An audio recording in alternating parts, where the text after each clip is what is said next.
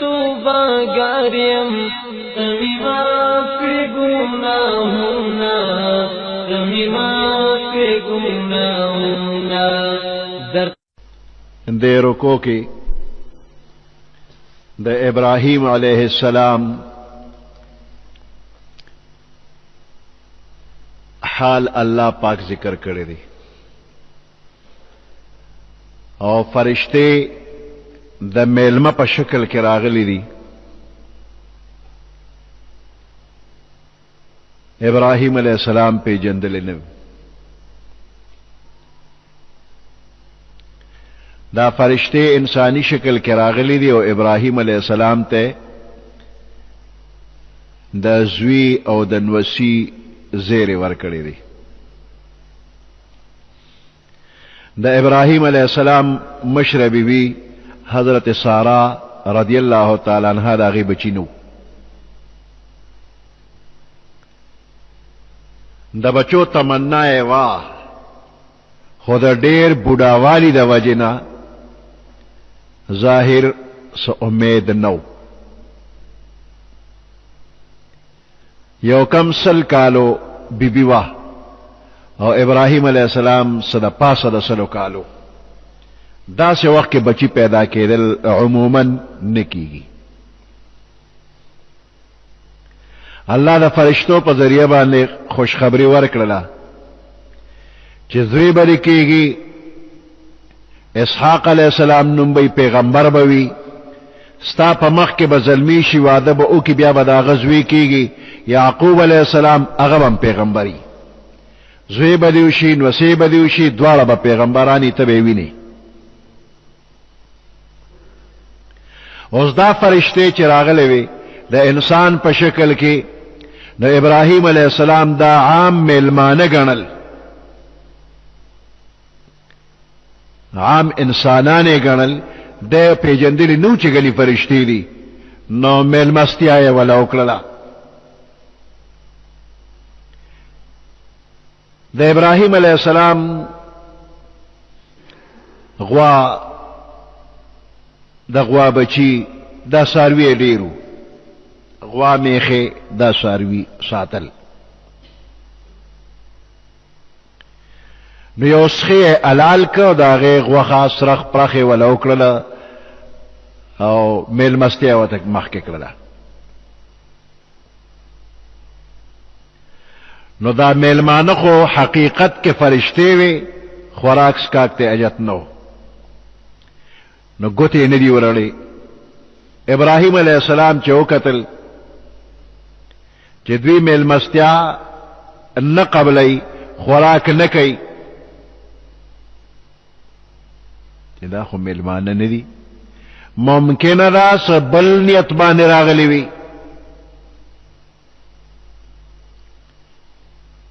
بیا د خولې نه وختل چې یره ده نه محسوسومه انا منکم وجلون یریگو څنګه میلمانه خوراک د تقدم او تاسو نه اخلي هغه وته من فرشتي یریګه ما تعالی راغلی خوشخبری درکو چې الله بزوی درکی بیا بنوسی درکی دواړه به پیغمبرانی خود دین علاوه یو بل کار راغلیو هغه دا چې د لوط علیہ السلام قوم ډیر سرکشي شروع کړی دا او دغه قوم د هلاکت او تباہی د پاره الله را لګری چې دا قوم تباہ کا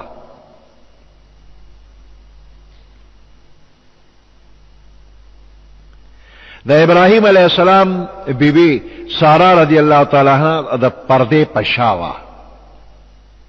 خو چې دوی وی من فرشتي یو نو د فرشتي نه خو بیا ستر نشته نو بیبی بیا د پردې نه راوړېدله د اولاد خوشخبری چې وورېده نو وی خندل وی زه خو بوډۍ یم نو زما به م زوی کېږي د یو کم سلو کالو بوډۍ په داسې حال کې بچی پیدا کېږي او زما خاوندم بوډا دی فرشتو وی د الله حکم کې تعجب مکوا الله هر څه کولی شي او ته د پیغمبر په کور کې نو د الله د قدرت نشانات دی ډیر لیدلی دي. نو دې کې د تعجب څه خبره ده.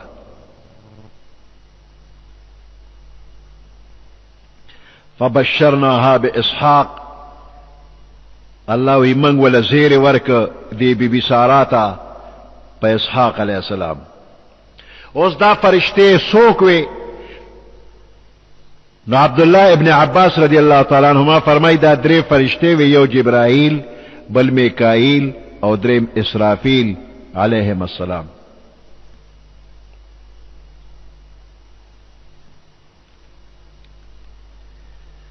ابراہیم علیہ السلام میلمه دوستو او د میلمستیا را رسم د ابراهیم علیه السلام نه شروع شوی دی. وی ابراهیم علیه السلام یوازې خوراک به نه کو، خوراک به تیار که نو بهر به ووتو چې ته به څوک وکتل نزان سره به راوسته میلمه به که نو په شریکه به طعام خوړه. بعض روایاتو کې دي چې یو ورځ ابراهیم علیه السلام د خوراک په وخت کې میلمه کته چې بهر اوتل یو ناشنا بوډای ځان سره راوسته او ډوډۍ ته کېنو. ابراهیم علیه السلام ورته بسم الله کا، بسم الله وایه چې خوراک کو. ورته دا بسم الله په کې څه شی دی؟ وی دا الله په نوم شروع کوي، زه خو الله نه پیژنم، اوسه پورې مې خوراک کړی دی، دا الله نوم مې اورېدلی نه، دا الله څوک دی چې ته راته چې دا الله نوم والا زه نه پیژنم. ابراهیم علیه السلام ورته وی بسم الله ووایه، دا الله په نوم شروع که. هغې وی نه ویم. وی ښه چې بسم الله نه وی نه پاسه ځه. ډوډۍ نه پاسو هغه بهر اوته دی. الله پاک فرمایي چې دې بوډا ته ټول عمر ما رزق ورکړی دی، سره د کفر چې دا کافر دی او رزق مې ورکړی دی، او تا وله نن یوه نوړی م ورنه کړه، بخل یې پکې وکړه. ابراهیم علیه السلام چې دا واورېده بوډا پسې منډه کړه، بهر ووته او سړی یې را لاندې که، ځان سره یې راوس، مینت یې ورته وکړه، راځه ما سره به ډوډۍ خامخا خورې. هغه ورته نه خورم، اول دې پاسولې ما او اوس مې په زور بوځي. ولې مې په زور بوځي؟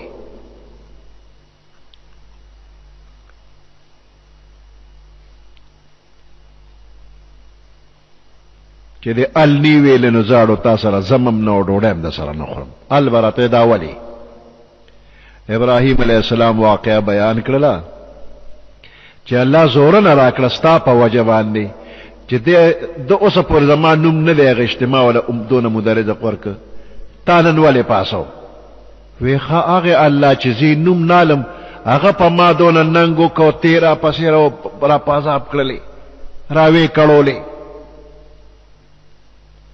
شابه کلمه راته وایه، زه دغه الله منم، ایمان پې راوړم چې کوم الله ته ما پسې راولېږلې.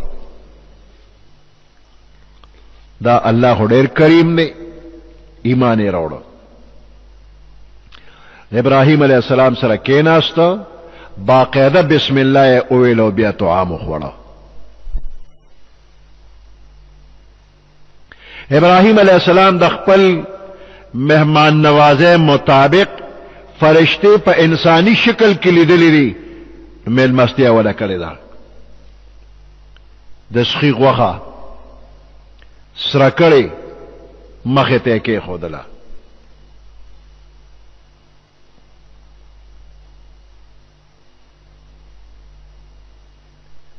دویم آیات کې الله دا خبره بیانوي چې دا فرشتې اگر چې د انسان په شکل کې راغلي وي، دا ممکنه وه چې دوی له الله بشري خواص ورکړی وي او خوراک یې هم کړی وي. په شکل د انسان دی نو پکاري چې خوراک یې کړی وي، خو د الله په هر یو کار کې حکمت دی. دوی خوراک ونه که چې راز ښکاره شي چې دا فرشتې دي. اول خو ابراهیم علیہ السلام نه پیژندې خو چې دا خوراک نه کوي نو اوس راز معلوم شو ښکارا شو چې دا فرشتي دي انسانان نه دي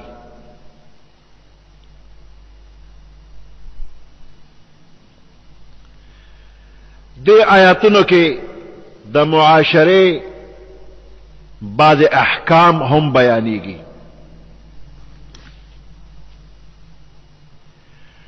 دا فرشتے چرال قالو سلاما دوی سلام اوکو نو قال سلام ابراہیم علیہ السلام جواب د سلام اوکو نو دین معلومیږي چې مسلمانان یو بل سره ملاویږي نو خپلو کې به سلام کوي نو میلمه چې راشي دی به اول سلام وکي نو کوربه به د سلام جواب کوي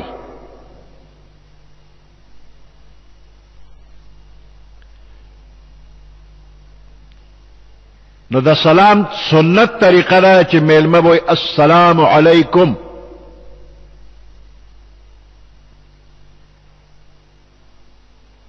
نو دا چاته چې سلام وکړي بوتي وعلیکم السلام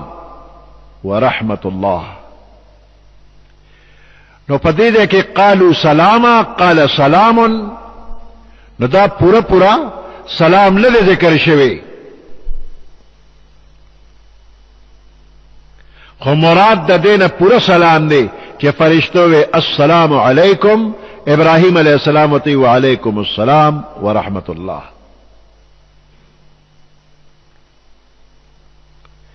پدې سلام کې یو بل سره د سلامتیا معاهده را چې دستانه په سلامتیا ته زمانه په سلامتیا او المسلم من سلم المسلمون من لسانه ويده کامل مسلمان هغه دی چې نور مسلمانان د جبه او د لاس او د ضرر نه په سلامتیا وي او سلام د الله په نومونو کې یو نوم دی نو دا ذکر الله هم دی ذکر د الله دی او تذکیر دی بلتم الله یادول دی یو بل سره ملاقات په وخت کې سلام خچاره دا پکې نشتا ستړي مشه په خیراله هر کله راشه دا اسلامی طریقه نه ده السلام علیکم وعلیکم السلام دا اسلامی طریقه ده دا خچاره او ستړي مشي داري پکې نوي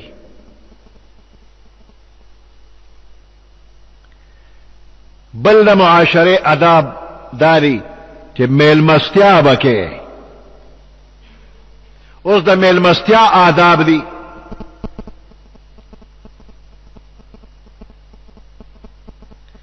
چې میلمه راشي نو چې څو په اسانه تیاریږي نه هغه بوته مخکې کېږدي فما لبث ان جاء بعجل حنيذ لا وخت تیر کړي نو چې سره کړي غوښه وته پیش کړله نو دینه معلومیږي چې د میلمستیا آداب دي چې میلمه راشي نو په اسانه څومره زر چې کېدی شي نو میلمه ته بس د خوراک سکاک کېږدي لکه د موجوده وخت کې چنے مونگپلی اس کے بادام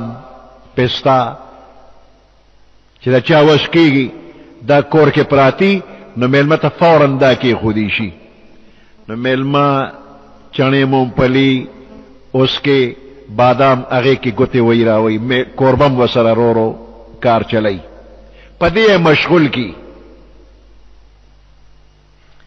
دینه پس بیا رو چې وغیرہ راشي پاره کې لګیای مشغولتیا خبره اترم کیږي او خوراک کاکم کیږي او بیا کدا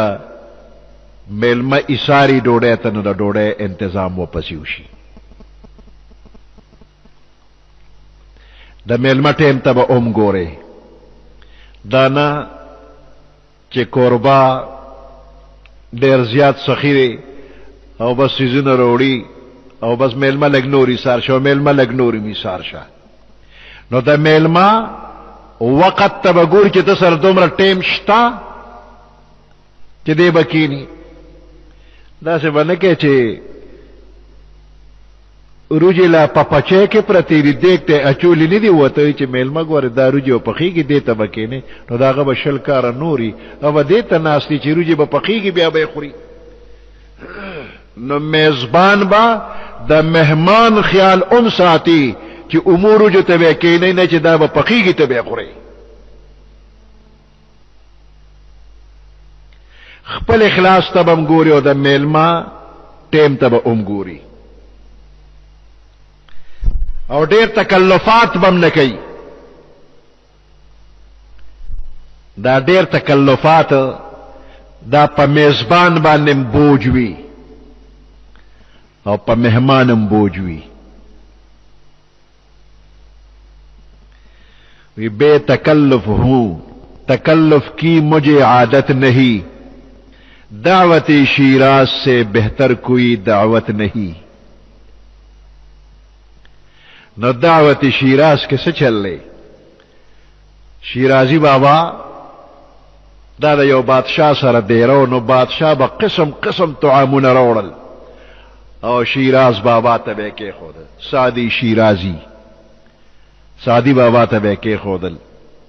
نو چاگه بلا طعامون او خوڑل او آخر کې بلوخی پورته کېدل نو ارمان دعوت شیراز بادشاہ وی چې د شیرازی بابا سره کم قسم نعمتونه وی چې د پاغه پس ارمان کوي ارمان او دعوت شیراز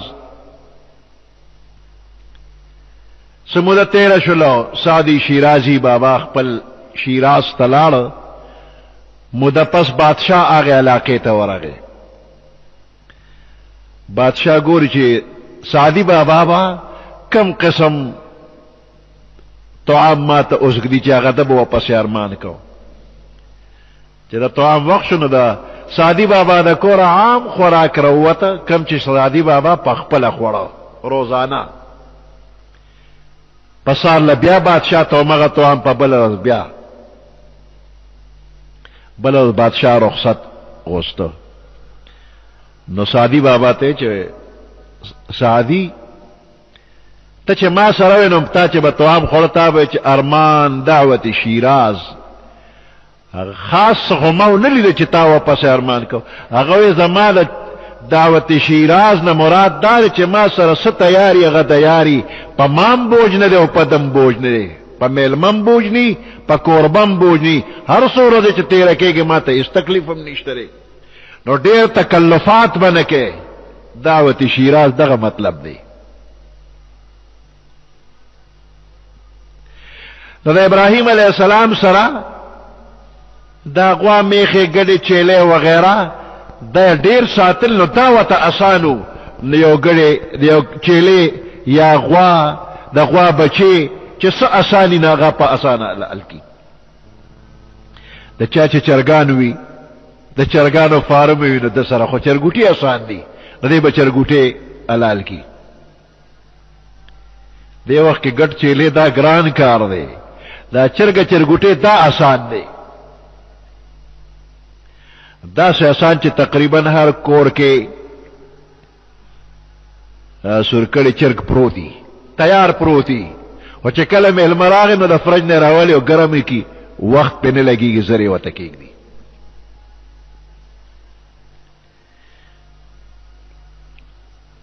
میلمستیا او د دې آداب اسلامی اخلاقو کړه د پیغمبرانو د نیکانو خلقو عادت دی اوس میلمستیا واجب ده او که سنت او مستحب ده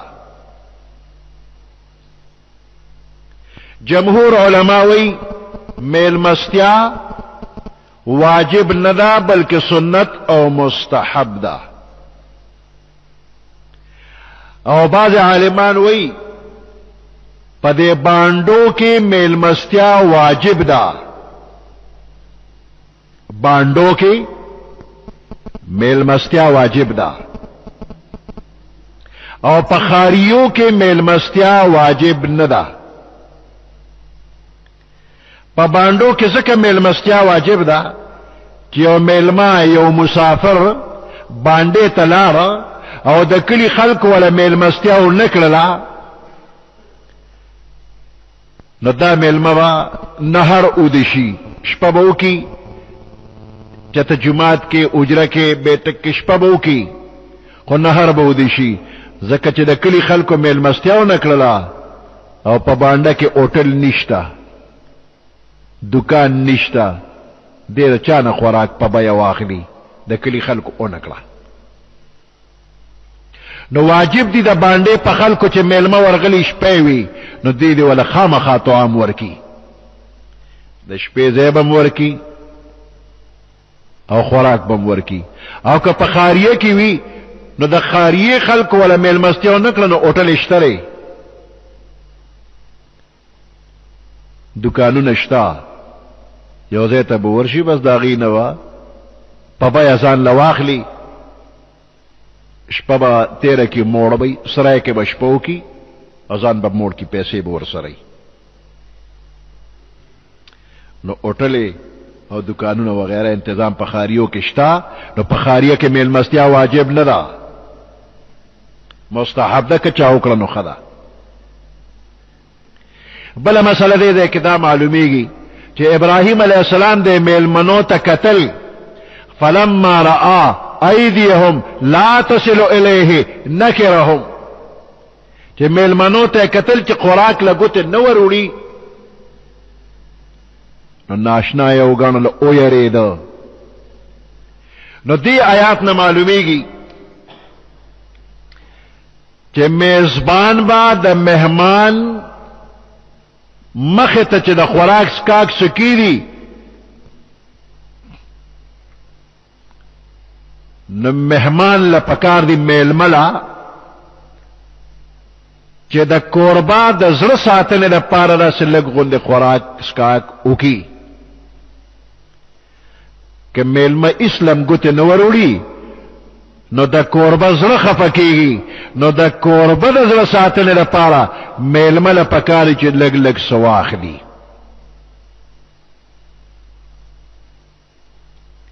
دا د میلمه لپاره شرعي آداب شو چې دی به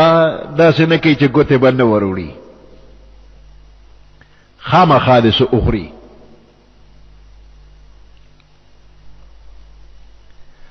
او که نفلي روجه وه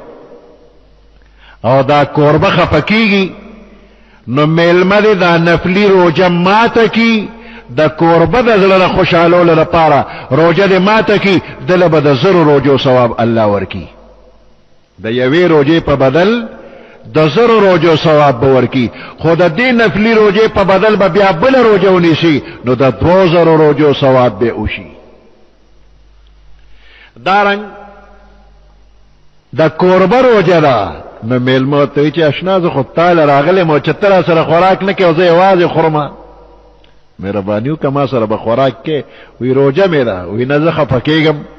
نو دا کوربه دې روجه ماته کي نو د دم د 1000 روجو ثواب وشو او چې بیا ونیسي نو د 2000 روجو ثواب وشي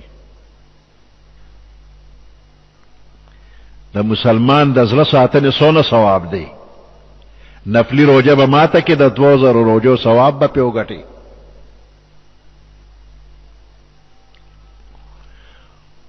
خو فرضي روجه چته ماته نه کې رمضان کې چته لاړ شوی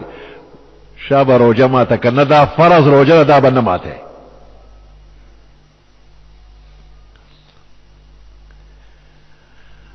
او میزبان با بعضې وخت کې کلک شي چې بس خامخا به خورې خامخا به څکې وی پرهیز مې د دا څیزونه راله نه دي ښه نه خدای بیدارو کي او د های بلډ پریشر مریض دی او ته د مالګي څیزونه کېدې چې دا خوره خدای به دې دارو کي نه په ځان پوهېږي چې زه دا تیزې مالګې والا څیزونه وخورم نو بلډ پریشر مې اوچتېږي په 200-300 روپۍ دارو باندې بیا دا نننۍ مالګه ځای ته نه رارسي نو میزبان دې په دې نه کلکېږي چې خامخا یې وخوره ځکه چې په دې باندې میلمه ته تکلیف ډېر دی یا شوګر مریض دی او میزبان ورته وایي دا ګلاب جامن زما دپاره وخوره خو ډېر خوږ دی دا خو هغه له نه دی ښه او به خوري ستا دپاره خو سورج به کړیږي او بیا به دارو درمل زیات خوري نو کلکېدل نه دي پکار پدې کله کله د میلمه نور ضروری کارونه ای او دا میزبان وته چې یو 15 منټه په لګي خو چې بس کې پچې باندې 15 منټه نه لګي دا خوراک سکاک ګنټه درې پاو خامخا غواړي نو الته ډېر اهم او ضروری کارونه نو میلمه رخصتول پکار دي میزبان به هغه کار کوي چې میلمه په خوشحاليږي نو کله کله میلمه پتلو خوشحاليږي خوراک سکاک په مکو رخصت کا رخصت دو باندې خوشحاليږي بس ور پرې له چیزي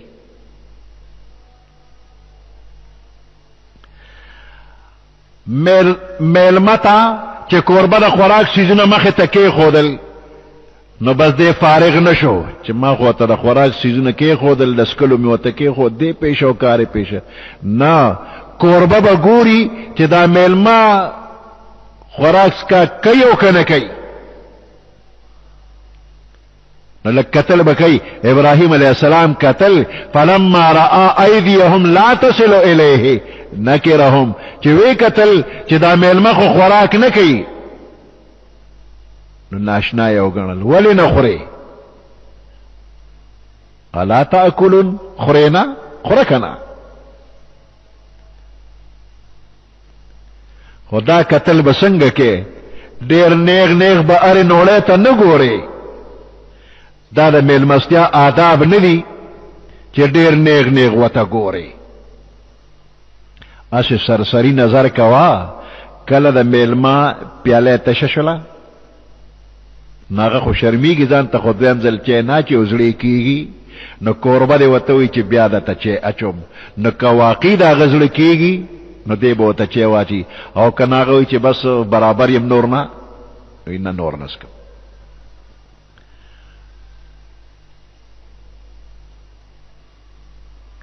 میلمه دم دروغ نوی چې موړم بزړه مې نه کیږي دا خو دروغ دي چې لدی کیږي او ته لته مې نه کیږي او موړم دا څه باندې کوي دا دروغ دي دروغ بنوي یو ځکه یو میلمه نو بس لک خوراک کړو او قربه وته وی چې نور سو اخلا دی وته کې چاکچ برا ہوا ہوں کې چاکچ برا ہوا ہوں بس پورا ډک پکې ما دا دروغ ولې وې چېړه ته کیږي او خورا اوس کا او چې دې ته واقع نه کیږي نو بس وې موړم نور نشم نو دا سه لګ لګ سرسری نظر وکړي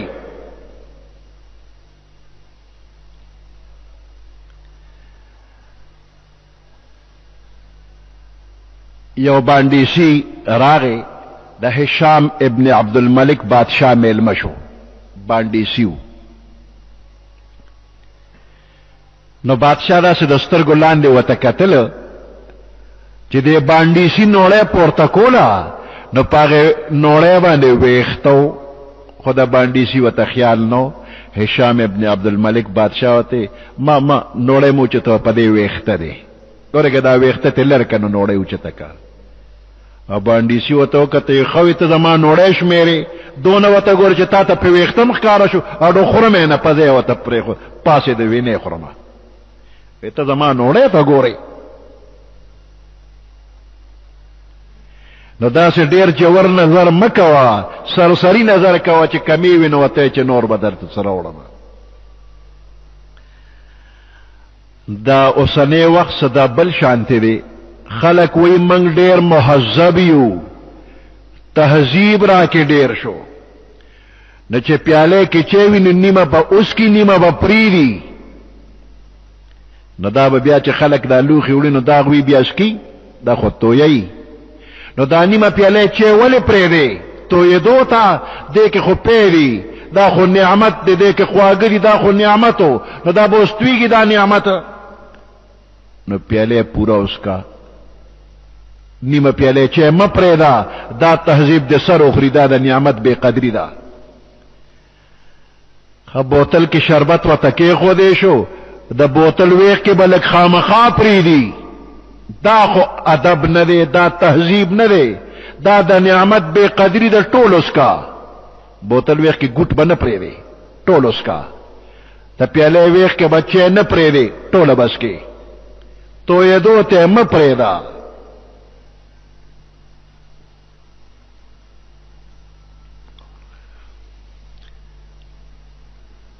لوخی کے سپاتی شی او دا لوخی کور تا لاړل نو زنانه دا خوری شي او دا خو نعمت تیرے لوخو کے زنانه هم خوری شي نارینه هم خوری شي دواړه خوری شي دې کې سباک نشته دی او بعضې بندوي وی لوخ پاکول سنت تی کوربا میلمت وی لوخ پاکول سنت تی واقعی لوخ پاکول سنت دی ثواب دی پکیگی خود میلمتا پا لوخی کی دومر تو عام واچو چه غی خلاصولی شنو بیا وطو چه لوخ پاکول سنت تی او چه تو ترا لوخ لبالب ڈک کے او غی بیا خوری نشی نو بیام لوخ پاکول سنت تی یو میلمت چاوی لوخ پاکول سنت دی اغوطی دا زان حفاظت فرض دی نور پی زان چومنا چی دا دون خوراک اخورم چی بیا یو صوفی سے بیو زیتا تلو میلمو نو دا بعضی علاقو دا طریقه دا چی ہر سڑی برازیو چی بوتا اچی او دی بے خام خاص کی نا صوفی صاحب وی یو سړی راغی راته چې صوفی صاحب چې وی راوی چول ما اوس کله چې دی خپن شي وی بل سړی راغی هغه خپل چانک راوړی چې صوفی صاحب چې وی هغه نه مم لګ اوس کله چې دیم خپن شي نو یو پسې بل راغی چې صوفی صاحب چې نو ما وته چې ما پیچه دونه خو نه شمس کړي نو دا باز علاقو دا طریقہ چې خامخا میلمه بس کل کوي کني بیا بد دشمنی وسره کوي چې منګ شرمه زما د کور چینس کې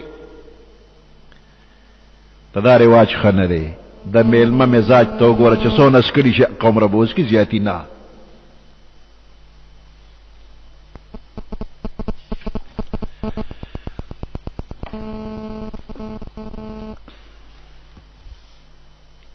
وَلَقَدْ جَاءَتْ رُسُلُنَا إِبْرَاهِيمَ بِالْبُشْرَى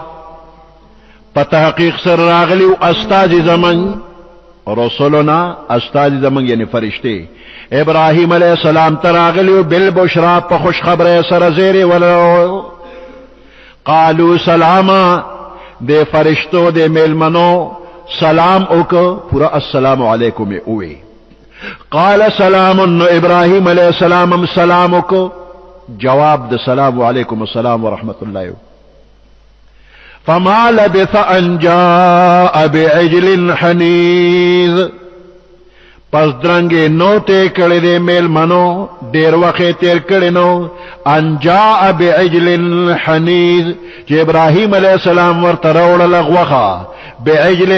سخی ان طولنا دسخی سلگا غندق وخا حنیذ سرکڑے شویوا سرکڑے غوخا پیش اکڑلا فلما رآ ایدیهم ہر کلچ ابراہیم علیہ السلام او قتل لا سند دیت لا تصل الیہ چی غوخت ننیز دے کے دل اسر کڑی غوخی و تمخت کی خوا میل منو گوتی نوروڑی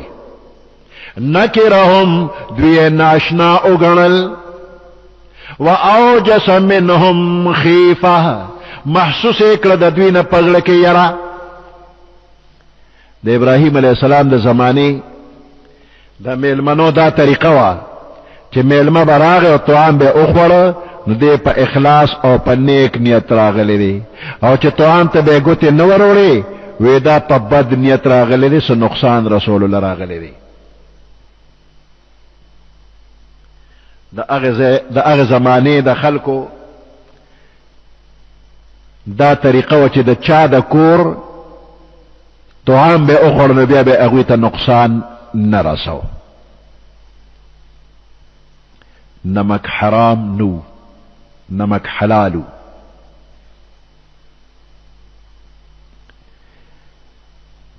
یو کورتا غلا ورغلل د شپې په کور کې څومره سامان موندو غیر ټول کو پندونه ځان له تیارول غلو په تیاره کې سیزونه راټولول او د هغې غلو یو مشر و چې کوم سیزونه پیژندل نو هغه او پیژندل